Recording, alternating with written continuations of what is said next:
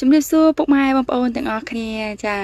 ថ្ងៃនេះចង់មកណែនាំខ្លួនបន្តិចបងប្អូនណាចានាងខ្ញុំឈ្មោះអេលីដានៅខាងក្រៅគេហៅថាលីដាហើយមករស់នៅប្រទេសកូរ៉េរយៈពេល15ឆ្នាំហើយបងប្អូនណារយៈពេល15ឆ្នាំហើយនៅខាងក្រៅនេះដែរគឺជាចំការនឹងថ្ងៃស្ពៃក្តោបព្រោះស្វាយទើបតែដាំបាន5ថ្ងៃទេបងប្អូនអត់ទាន់ធំទេវាទើបតែចេញពូចមកហើយបងប្អូនណាចាហើយខ្ញុំមករស់នៅប្រទេសកូរ៉េនេះដែរចាមានកូនស្រីម្នាក់ទើបតែអាយុ15ឆ្នាំទេបងប្អូនណាចាហើយ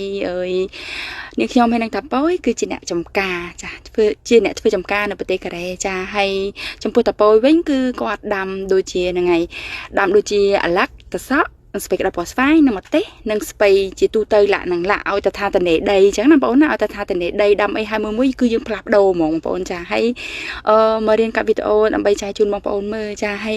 អរគុណបងប្អូនអរគ្នាបានចូលមើលហើយកុំភ្លេចជួយ follow ម្នាក់មួយផងដើម្បីខ្ញុំបាន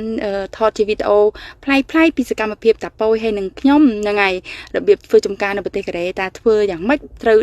បានផលល្អឬមិនបានផលល្អហើយយើងធ្វើម៉េចបានផលល្អហើយយើងលក់ធ្វើយ៉ាងម៉េចហ្នឹងហើយបានកម្រៃច្រើនអីអញ្ចឹងណាបងប្អូនណាចាបងប្អូនកុំភ្លេចជួយ follow ម្នាក់មួយផងហើយនាងខ្ញុំទើបតែរៀនថតវីដេអូដបងអញ្ចឹងគឺអត់សូវចេះកាត់អត់សូវចេះនិយាយម៉ានអញ្ចឹងបើមានការខុសឆ្គងត្រង់ណាបងប្អូនកុំប្រកែកប្រកាន់ណាអរគុណច្រើនបងប្អូនទាំងអស់គ្នា